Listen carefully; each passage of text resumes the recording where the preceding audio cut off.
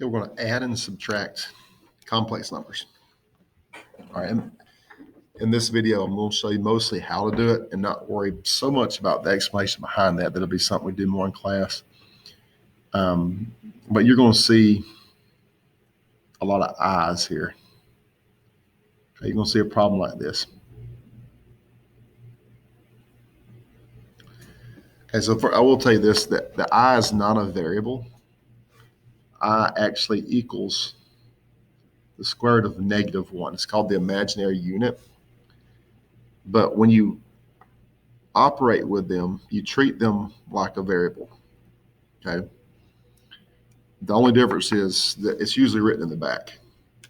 The I's are put in the back. You don't absolutely have to, but it's preferred that way. So this is called a complex number when you have an I in it like this. You don't even have to have an I to be a complex number. There's some more notes there, but this is one complex number plus another complex number. We're simply going to add them here. And even though this is true, you never really need it. You're just combining like terms. So 7 plus 6 is 13. 4i minus 2i, or 4i plus -2i, if you will, is positive 2i. The fact that I equals the square root of -1 never changes, but it's never relevant here. You just add combine like terms. It's that simple. Okay, another example. There's not many ways I can make this any different. Something like this. Again, just combine like terms. -3 plus 4 is 1. -2i plus 3i would be positive 1i. This is 1 plus I. It's quite simple. You will also be asked to subtract, which is slightly more interesting. Not much. So we have something like this. So what I want you to do first here is just copy this, just like you see it. Change that minus to a plus. Write that parenthesis. Then after that parenthesis, change this sign. So inside it's positive 6. We'll make it -6. That's also positive. We'll make it negative.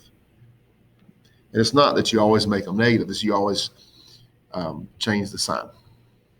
Okay. So 4 plus -6. Now we're adding like problems 1 and 2.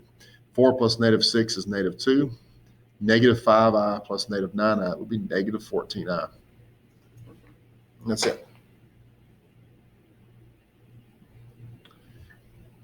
Right. Let's look at a fourth and fifth example. We'll close on number 5. Number 4,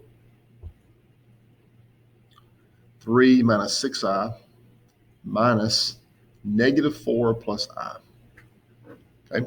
Again, if it's a minus, we're going to copy the first complex number, just like you said, change the minus to a plus, and then change these two signs. This time we have a -4, and we'll make it positive, like so. Notice I changed -4 to +4 and positive I to -I. You just change, whatever sign is there, you change it. You don't do that in the first one because it didn't have a minus in front. Now combine like terms. 3 plus 4 is 7. Minus 6i minus I, that's -7i.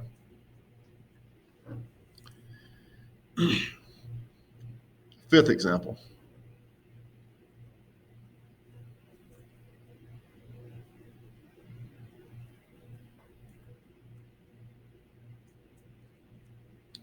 Okay, this time we have 3 numbers.